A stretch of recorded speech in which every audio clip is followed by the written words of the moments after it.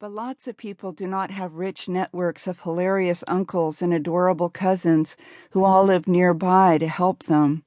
Many people have truly awful families, insane, abusive, repressive. So we work hard, we enjoy life as we can, we endure. We try to help ourselves and one another. We try to be more present and less petty. Some days go better than others. We look for solace in nature and art and maybe, if we are lucky, the quiet satisfaction of our homes. Is solace meaning? I don't know, but it's pretty close. The kids say it is what it is. They can say this with a straight face since they have not had kids yet. I remember my youth and having that same great confidence in bumper stickers and my own thinking. Say it's true, it is what it is. We're social, tribal, musical animals, walking percussion instruments. Most of us do the best we can. We show up, we strive for gratitude, and try not to be such babies. And then there's a mass shooting, a nuclear plant melts down, just as a niece is born, or as you find love. The world is coming to an end. I hate that. In environmental ways, it's true, and in existential ways, it has been since the day each of us was born. It's pretty easy to think you know the meaning of life when your children are small, if they come with all their parts and you get to live in that amazing cocoon of oneness and baby smells. But what if your perfect child becomes sick, obese, an addict, or a homeless adult? What if you wake up at 60 and realize that you forgot to wake up and you never became the person you were born to be and now your hair is falling out? You're thinking about this for the first time when maybe it's a little late.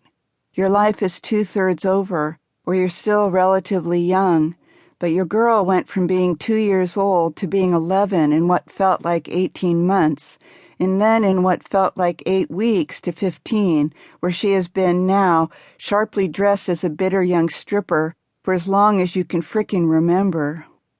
Oh, honey, buckle up. It gets worse.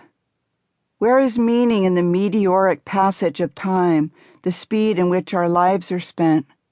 Where is meaning in the pits, in the suffering? I think these questions are worth asking. Christians would say the answer is simple. Life's meaning is to seek union with God and be Jesus' hands and eyes for the people who need help and companionship. AA might also say it is simple, to stay sober one day at a time and help other alcoholics achieve sobriety. For Buddhists, the answer is mindfulness, kindness, and trying to remember to breathe every so often. Environmentalists want to save the planet for all species, or at least a number of them, and so forth. Ram Dass, who described himself as a Hindu, said that ultimately we're all just walking each other home. I love that. I try to live by it. These are true and rich philosophies, but often only on good days. What follows here is intended to be useful on the bad days.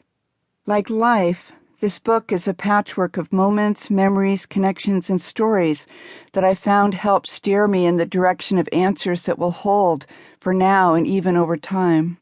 They are observations that in troubled times help me find my way once again to what T.S. Eliot called the still point of the turning world. For instance, maybe we can all agree that meaning is always going to have to do with love, and furthermore, that children should not get cancer or be shot, and that our old must be cared for. Is there really any disagreement on these points? What about when your whole world goes crazy, your body or mind is on the fritz, or your family or government betrays you? What then can we agree on? Is anything always true? And if so, why did some of us not get the memo? This is not a book on Christian meaning, but some of Christianity's language and symbols can be useful. Doves of comfort and peace, the prodigal son, lepers, Samaritans, loaves of bread. We all know hopelessness. We know Christ crucified when we see it. In the slums of India and Oakland, passed out on city sidewalks, in someone's early painful death.